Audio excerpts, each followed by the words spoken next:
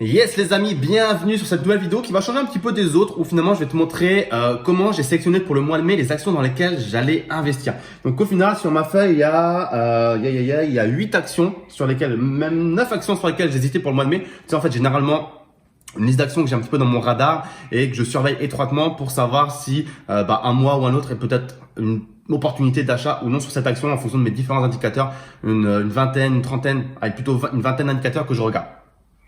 Et donc là, j'ai décidé pour le mois de mai de te montrer un petit peu. Alors, je vais pas te montrer exactement les actions que je vais acheter parce que tout simplement, déjà, je ne veux inciter personne à acheter quoi que ce soit parce que je sais qu'il y a des gens qui vont se dire, bah si Raphaël achète ça, c'est que je dois acheter ça. Ils vont pas forcément réfléchir et c'est surtout pas ce que je veux que vous fassiez. D'autant plus qu'il y a certaines actions qui ont une temporalité dans l'achat et bah si tu regardes cette vidéo dans 6 mois, ça va rien avoir à voir peut-être. Et également simplement parce que j'ai un service également dans lequel je partage en temps réel tous les mois mes positions. Ça s'appelle le Club Dividende et tu retrouveras ça dans la barre de description si tu veux avoir accès à mon portefeuille, savoir ce qu'il y a à l'intérieur, ce que je fais tous les mois, ce que j'achète, ce que je renforce. Encore une fois, c'est pas du conseil, c'est tout simplement un partage de portefeuille. Mais dans cette vidéo, je vais vraiment te partager en fait, on va dire le process et comment sur ces 9 actions que j'avais dans ma ligne de mire pour ce mois de mai, comment j'ai fait le choix pour au final en acheter plus que 2 parce que forcément j'aurais pu acheter peut-être les 9 mais encore une fois il faut penser optimisation, il faut penser aux frais que je vais payer et mieux vaut rentrer sur une ou deux positions mais bien plutôt que d'acheter les 9 et encore une fois pas forcément rentrer idéalement, optimalement, je sais pas si ça se dit mais bon, t'as compris et voilà. Donc en fait parmi ces 9 actions il y en avait donc 2 françaises, une canadienne et 6 américaines. Donc, tu le sais ou pas, mon portefeuille est principalement orienté vers les États-Unis parce qu'il y a plus de performance, plus de liquidité. C'est beaucoup plus rentable et performant. Mais voilà. Donc ce que je vais faire, c'est que je vais passer sur la feuille de papier devant moi et je vais te montrer tout ça. Petite précision avant que je commence, je te montrerai à la fin de la vidéo la preuve du passage d'ordre de ces 2 entreprises parce que je sais qu'il y en a qui vont dire oui, Raph, t'as mytho, t'as pas passé les ordres d'achat, t'as pas osé en plein coronavirus, etc. Donc je vais bien te montrer que j'ai bien acheté pour 10 000 $ d'actions américaines en plein épisode de coronavirus. Et il y en a d'autres qui vont dire Raph, t'es trop con d'acheter en plein épisode de coronavirus, ça va baisser, nanani, nanana. Moi, je ne regarde qu'une seule chose, c'est le dividende. Et encore une fois, que l'entreprise baisse ou descend en bourse, ça m'importe peu finalement. Si aujourd'hui je disais que t'étais une merde, est-ce que tu es vraiment une merde? Bah non, tu as des qualités, tu as des choses qui font que tu es quelqu'un de bien, que tu as de la richesse en toi. C'est pareil pour une entreprise en bourse, pas parce que son cours prend moins 30% que l'entreprise elle est tout de suite nulle, qu'elle vaut plus rien. Elle a toujours ses usines, elle a toujours ses employés, elle a toujours ses produits, elle est toujours capable de vendre, elle peut toujours potentiellement même continuer à générer de la croissance et parce qu'au final on a des entreprises qui évoluent dans des secteurs dits cycliques, donc ça veut dire qu'elles vont suivre l'économie. Si l'économie monte, les entreprises vont monter et inversement.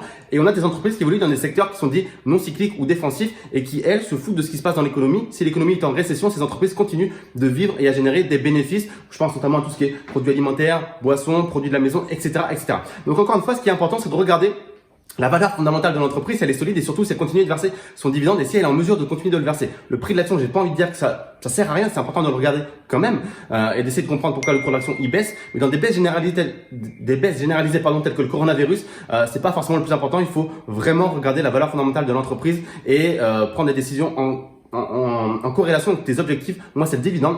Et si l'entreprise verse un dividende qui est solide, et il y a encore plein d'entreprises qui en ce moment versent des dividendes et qui vont continuer de le verser, et même j'ai des entreprises dans mon portefeuille qui continuent d'augmenter le dividende, je parle bien de l'augmenter, pas simplement le conserver, eh bien ça existe en ce moment. Donc voilà ce que je voulais dire et préciser. Allez, c'est parti, je te montre donc pour les 9 entreprises qui a fait que j'en ai sélectionné certaines et pas certaines. Donc comme je te disais, il y en a 2 FR, il y en a une Canada et tu en as 6 US qu'on va voir et je vais te dire pourquoi.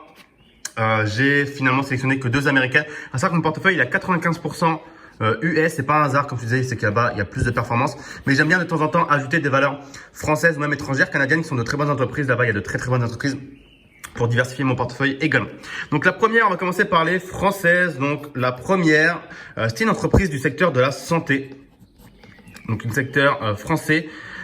Donc le problème là, pourquoi je l'ai pas choisi, c'est tout simplement que l'entreprise, elle était selon moi justement évaluée. C'est-à-dire qu'elle était ni sous-évaluée, ni surévaluée. Donc le problème, c'est que acheter des très bonnes entreprises, c'est bien. Mais il faut pas non plus l'acheter à n'importe quel prix. Le problème, c'est qu'il y a des gens qui vont se dire, ouais, mais l'entreprise là, elle est très solide, c'est une grosse multinationale, elle est leader. Donc, peu importe le prix à laquelle je l'achète, ça sera toujours bien. Non. Encore une fois, il faut bien faire la différence entre le prix et la valeur. Le prix, c'est ce que vous payez. La valeur, c'est ce que vous obtenez. Et vous devez faire en sorte d'obtenir des entreprises de très grande valeur à un prix idéal et généralement donc sous-évalué. Donc, le secteur de la santé, vous n'êtes pas sans savoir que il se porte plutôt bien en ce moment. Donc c'est pour ça que je n'ai pas choisi de l'acheter cette valeur. La deuxième entreprise, une entreprise donc toujours française. Et cette fois-ci, j'ai pas choisi de l'acheter simplement pour une raison qui va être très simple. On va aller très vite sur celle-ci. Elle était dans le secteur, on va dire, de la construction. Voilà, la construction pour faire simple. Et je l'ai pas acheté tout simplement parce que son dividende, il a été pas supprimé, mais il a été baissé. Donc le problème, c'est que généralement, une entreprise dont son dividende baisse, c'est une entreprise avec un très gros drapeau noir et qui fait que généralement, dans les quelques temps qui suivent, je vais la revendre. Pas forcément immédiatement, parce que le but, enfin l'avantage de cette stratégie à dividende, c'est qu'on a le temps de choisir et de prendre ses décisions. Mais généralement, une entreprise pour laquelle le dividende il est diminué et encore pire supprimé, eh bien c'est une entreprise généralement que je garde plus très longtemps dans mon portefeuille. Donc voilà, pour les deux françaises, malheureusement, c'est pas pour le mois de mai, ce sera peut-être pour plus tard. Je les laisse toujours dans ma to-do list, en tout cas dans ma liste des valeurs à surveiller. Ensuite, la canadienne, elle a évolué dans un secteur qui me plaisait pas en ce moment, c'est le secteur financier. Donc clairement, en fait, en ce moment, j'achète pas du tout de valeurs financières. C'est pas quelque chose dans lequel j'ai envie d'investir pour le moment. Je vais vraiment me concentrer sur les secteurs défensifs, comme je vous disais. Hein. Il y a vraiment deux secteurs aujourd'hui. Il y a le défensif qui se porte très bien en cas de crise et il y a le cyclique qui lui suit l'économie. Donc l'économie en ce moment elle est incertaine, on ne sait pas trop vers quoi on va. Et donc toutes ces valeurs, elles ont plus de risques de faire des montagnes russes et même potentiellement de descendre. Alors que les valeurs défensives, elles ont plus de chances de voir quelque chose comme ça. Pas forcément aussi marqué vers la hausse.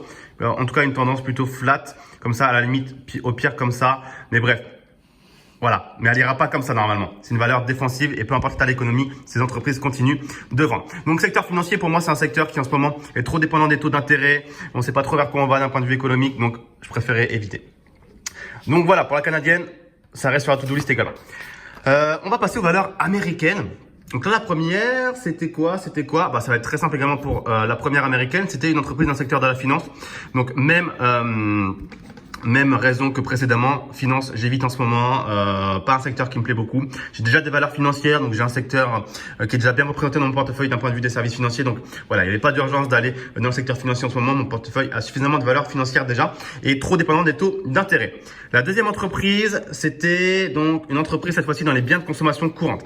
Biens de consommation courante, ce secteur-là, ça veut dire quoi? C'est des biens que les gens utilisent tous les jours. Donc c'est manger, boire, le tabac, l'alcool, tout ça, les pharmacies.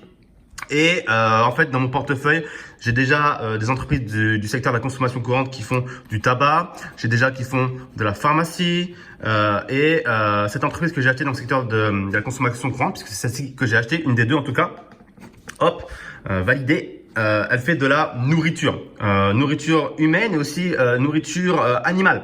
Donc voilà, c'est un bien c'est une entreprise qui aujourd'hui, même en cas de crise, continuera de générer des bénéfices, donc de verser un dividende parce que il faut qu'on continue de manger. Donc il n'y a pas de souci là-dessus. D'autant plus que ça fait 45 ans cette entreprise qu'elle verse un dividende en augmentation croissante. Donc je parle pas d'un dividende qui stagne, hein. Je parle d'un dividende dont chaque année, l'une après l'autre, le dividende il est supérieur à l'année précédente.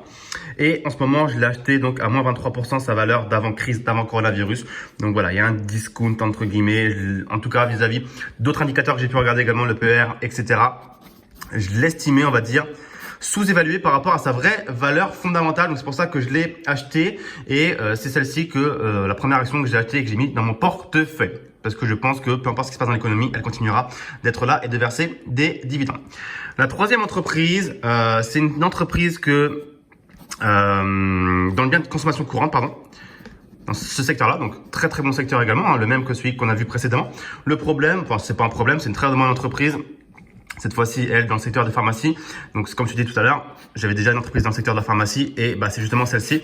Et donc, vu que j'ai déjà une ligne sur cette entreprise dans le secteur de la pharmacie, j'ai préféré choisir celle-ci pour diversifier les activités dans ce secteur de la consommation courante en ayant une entreprise dans le secteur de l'alimentation. Directement, comme ça au moins j'ai du tabac, j'ai de la pharmacie et j'ai de l'alimentation également courante de tous les jours. Donc au moins c'est diversifié. Donc c'est pour ça que j'ai pas choisi celle-ci. Elle aurait pu être très bien, mais là c'était on va dire un choix entre guillemets sectoriel vis-à-vis des entreprises que j'avais déjà dans ce secteur-là. Donc bien important encore une fois de faire une diversification sectorielle. C'est vraiment quelque chose que je t'invite à vraiment faire. Généralement je te recommande d'avoir pas plus de 20 à 25% par secteur, ok, et pas plus de 10% sur, c'est dur de filmer l'écran en même temps, sur une seule entreprise. Tu peux te noter ça, pas plus de 10% de ton capital sur une seule entreprise, ok? La quatrième entreprise que j'ai achetée, justement on parle de secteur, la quatrième entreprise que j'avais dans le viseur plutôt, c'est une entreprise, je mélange tous les termes, une entreprise dans le secteur des utilities, donc c'est les matières premières. Et finalement, dans mon portefeuille, j'avais zéro pointé, zéro entreprise dans ce secteur-là. Et le secteur des matières premières en ce moment, c'est très important. C'est un secteur également défensif, puisqu'on a besoin de gaz, on a besoin d'électricité, on a besoin de tout ça. Donc là, c'est une entreprise clairement qui fait du gaz, qui fait du pétrole. Je sais pas si elle fait de l'électricité, je me rappelle plus. Peut-être un tout petit peu, mais c'est pas son cœur de métier. Donc voilà, elle fait du gaz, du pétrole, elle fait également du transport de matières premières, elle fait de l'extraction, elle fait de la distribution, elle fait du marketing de matières premières. Bref, elle est vraiment présente sur tous les stades de la matière première. Et ce que j'ai bien aimé chez elle, c'est que ça fait 49 ans qu'elle a un dividende en augmentation. Donc, est-ce que tu penses qu'en 49 ans, l'entreprise, elle a eu le temps de voir des crises, des problèmes, des choses comme ça? Bien évidemment. Donc, si pendant 49 ans, elle a pu augmenter son dividende, notamment lors de la crise financière de 2008, la crise de 2000, la crise de tout ce que tu veux, il y en a eu plusieurs. Eh bien, ça me rassure. Donc, c'est un secteur défensif, les utilities, comme je disais tout à l'heure, vis-à-vis de ces secteurs-là. C'est un secteur défensif, les utilities, les matières premières. Les bénéfices, ils ont quand même un petit peu baissé par rapport à l'année dernière, à la même période. Ils ont un petit peu baissé, mais c'est entièrement normal. Encore une fois, on est en période de crise, faut pas oublier ça non plus. Le bilan comptable, pour autant, il est bon. Le levier, il est bon. Elle a pas trop de dettes, l'entreprise. Et les entreprises qui ont trop de dettes, ce sont les entreprises qui souffrent le plus en période de crise. Donc ça, c'est très bien également qu'il y a peu de dettes dans cette entreprise.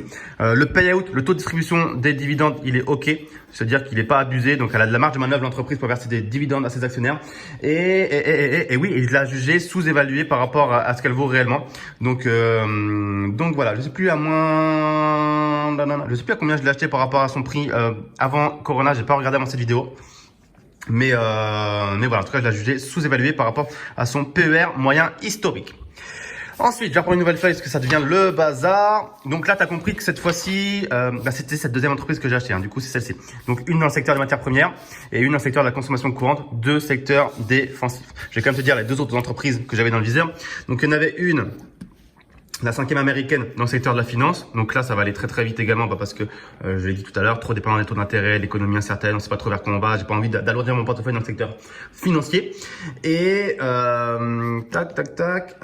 et la sixième, biens de consommation, cette fois-ci pas courante, mais cyclique. Donc c'est un autre secteur. Tu as le secteur des biens de consommation courante, tout ce qu'on consomme au quotidien, et tu as les biens de consommation cyclique, tout ce que les gens consomment quand tout va bien, donc tout ce qui est loisirs, médias, etc., etc. Et ben voilà, forcément, consommation cyclique, j'en veux pas en ce moment. Les gens, ils dépensent pas dans ce qui est superflu en ce moment, ils consomment dans ce qui est le plus important. Alors pas forcément maintenant, parce que les gens sont pas forcément plus pauvres pour l'instant qu'avant, mais si ça dure trop longtemps cette crise et qu'il n'y a pas de sortie assez rapide, eh bien là, ce secteur-là va forcément souffrir. C'est pas forcément un secteur si cette fois-ci est, qui est défensif, il est plutôt cyclique ce secteur. Donc c'est pour ça que j'en voulais pas, en tout cas également à ce moment-là de cette entreprise, même si c'est une très bonne entreprise. Et d'ailleurs j'en ai dans mon portefeuille déjà. Donc finalement je voulais simplement pas la renforcer. Voilà. Et du coup, pour revenir sur celle que j'ai achetée également dans le utility, je te disais que je ne sais plus à combien je l'ai acheté par rapport à son cours d'avant Corona. Finalement, je l'ai acheté quasiment au même prix, puisque l'entreprise, elle a déjà recover, entre guillemets. Elle était là avant Corona, elle a baissé pendant ce qui s'est passé, la grosse crise, on va dire. Et là, à l'heure où je te parle, au mi-mai, elle est déjà remontée à son prix d'avant Corona. Donc voilà, c'est bien. Finalement, cette entreprise, elle a démontré ses capacités après l'euphorie des marchés à être en mesure de générer des bénéfices et des dividendes pour ses actionnaires. Donc c'est également rassurant, même si finalement je l'achète au même prix qu'avant Corona, c'est pas grave, j'ai confiance en cette entreprise, en sa valeur fondamentale, et surtout je t'ai dit que je la jugeais quand même encore sous-évaluée par rapport à sa vraie valeur. Donc voilà tout ce que je pouvais te dire. Bon les amis, comme prévu, je suis sur le site de mon courtier pour vous montrer entre guillemets la preuve des passages d'or. Donc mon courtier, voilà, c'est Lynx Broker. C'est un courtier qui est très très bien, en tout cas parmi tant d'autres, il est très très bien. Je te le recommande fortement. Et voilà, tu peux voir sur le côté droit que j'ai un currencies 9172 $ et 30 €. Donc voilà, dans la vidéo je disais 10K en fait, faire miniature dans le titre. Finalement je me suis trompé, je pensais toucher un petit peu plus de dividendes ce mois-ci et couplé aux liquidités et des choses comme ça. Finalement j'ai touché un petit peu moins de dividendes ce mois-ci. Donc c'est simplement moi qui me suis trompé, hein. C'est pas les entreprises qui ont inversé ou quoi que ce soit, c'est moi qui me suis trompé.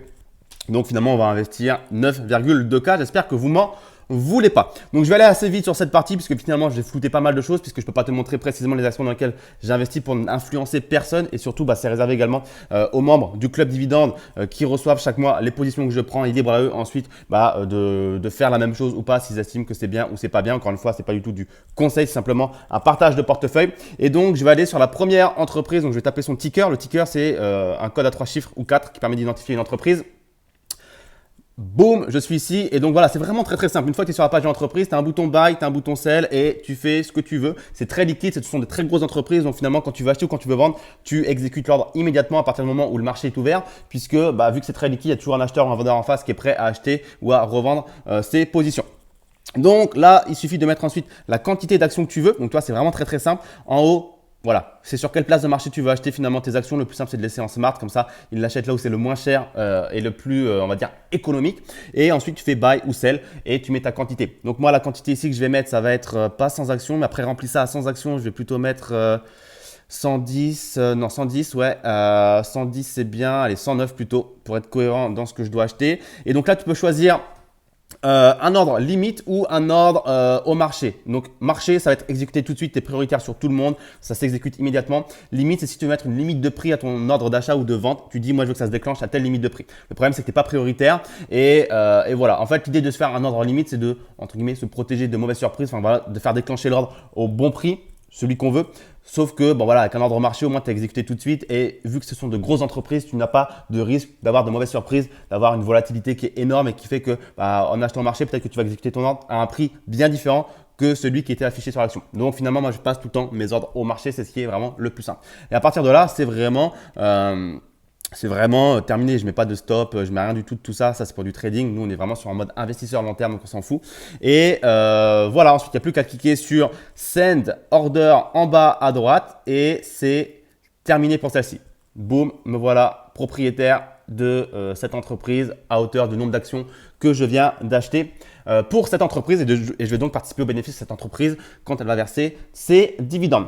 Ensuite, la deuxième entreprise, boum, voilà.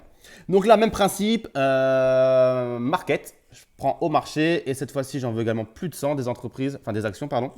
Je vais en prendre, alors on va voir, 120 non, 130 ça commence à me plaire, 125, allez 128.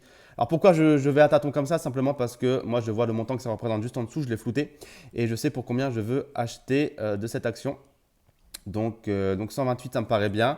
Donc voilà, et voilà, vous pouvez voir ici que ça me coûte 5 $ de passer un ordre, donc c'est vraiment peu cher. Ce n'est pas les moins chers sur le marché, mais c'est franchement très très correct. Donc voilà, je passe l'ordre, boum, et c'est terminé. The order is confirmed. Donc si je vais dans mon portfolio, je ne vais pas y aller si vous allez voir tout ce que j'ai dans mon portefeuille, mais ça apparaît bien et c'est tout good. Je suis nouvellement propriétaire un tout petit peu de nouvelles entreprises.